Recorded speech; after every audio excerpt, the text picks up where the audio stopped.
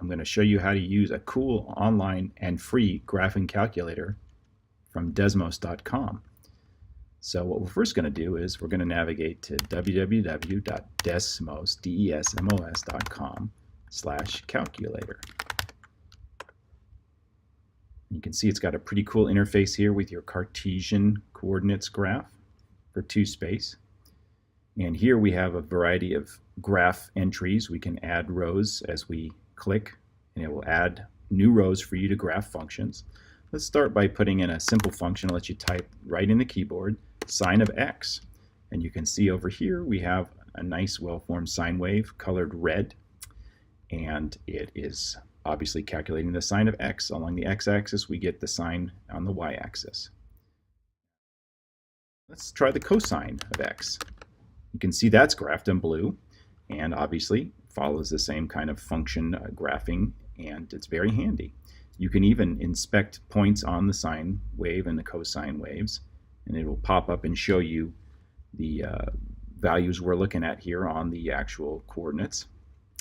And there are also neat things you can do by creating other functions. We can pick one from the functions menu here. Let's see, what can we do here? Let's pick tangent, and then let's do tangent of x, and we get the green tangent line. Pretty handy to see how these things can be easily produced on screen. And then let's do a classic here. Let's do where instead of using a function with parentheses, let's try doing just a simple function where y equals x, and you can see you have the standard line of reflection in orange. Pretty neat stuff and pretty handy. Now if you want to, you can click the X here to get rid of each of these functions, clear things up.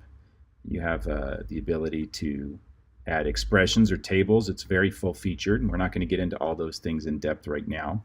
But let's try doing a function where, let's do the absolute value of a, and then we can put x here. And you can see we get the negative x is cast to positive by the absolute value function, and then it returns to positive here. We can also try doing a sine of x, but then we can wrap it in the absolute value function by doing this. And there you see we get the reflection where it's always only positive.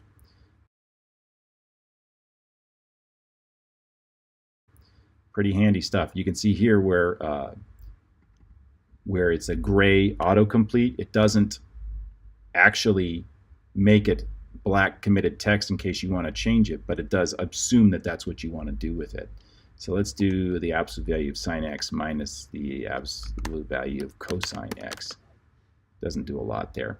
What if we move the absolute symbol outside? Look, it even gets rid of that predictive symbol for you and moves it where you inserted it with your keyboard. We can get some interesting functions here.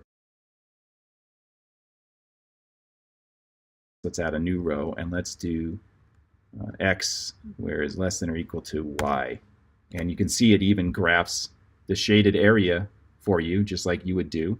So this is a handy way to kind of see what the equations you're working on in your math classes might look like. There are other features you can do with variables to make interactive functions, but we're not going to worry about that today. Maybe in a future video we'll go into it.